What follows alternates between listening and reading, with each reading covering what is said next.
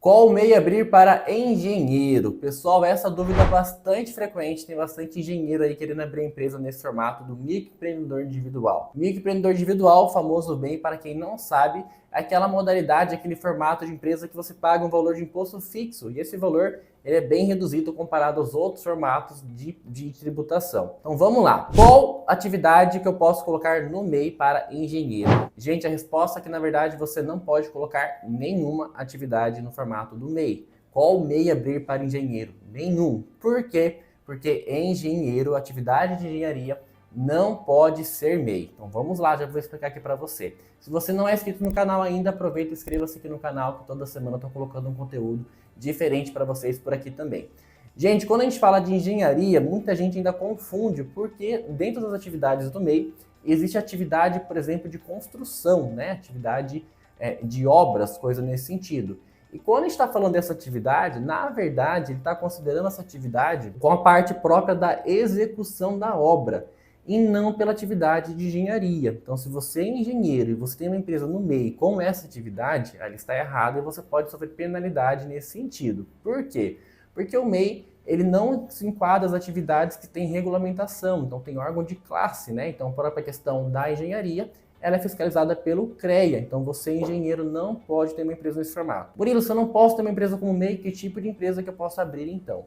Depois do MEI, um cenário que é bem legal em relação ao engenheiro seria uma atividade da empresa no Simples Nacional. Então, o próximo passo depois do MEI seria o Simples Nacional, ou ainda tem uma outra tributação que é o lucro presumido. O que vai depender? Depende muito em relação à sua estratégia do negócio e o quanto que você tem de faturamento por mês. Então, dependendo desse valor, existe a vantagem de abrir num modelo ou então no outro formato. E ainda assim, como Simples Nacional, existe uma regrinha que nós chamamos de fator R, que ela pode diferenciar o valor do seu imposto. Então você pode ter uma empresa no Simples pagando imposto um pouquinho mais alto, e você pode ter uma empresa no Simples Nacional que vai reduzir esse imposto para 6%, por exemplo, dependendo da estratégia que nós utilizarmos aqui dentro do escritório. Como que isso vai depender? De acordo com o valor do seu faturamento, de acordo com a estrutura do seu negócio. Então vamos lá. Você não pode abrir atividade de engenharia para MEI, mas você pode abrir em outro formato. Se você tiver algum tipo de dúvida, querer confirmar qual que é o melhor cenário para você e para a sua atividade, entre em contato com a Exom, que a gente tem o maior prazer de te ajudar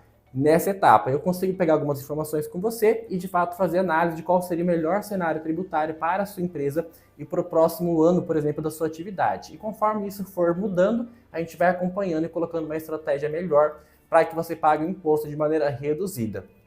Lembrando que apesar de você não poder ser MEI, ainda assim, dependendo do seu volume, é muito mais estratégico você receber com CNPJ do que você receber com CPF e pagar imposto de renda pessoa física. Aliás, uma grande vantagem de você ter o CNPJ é que atualmente você não paga imposto de renda pessoa física sobre a distribuição de lucro. Então, seu rendimento da empresa, ele não tem essa tributação e você acaba economizando imposto, tá certo? Quer tirar sua dúvida, quer comparar como seria o seu faturamento, o seu pagamento de imposto pessoa física ou jurídica? Manda mensagem para mim, coloque aqui no comentário que eu vou ter o maior prazer de te ajudar.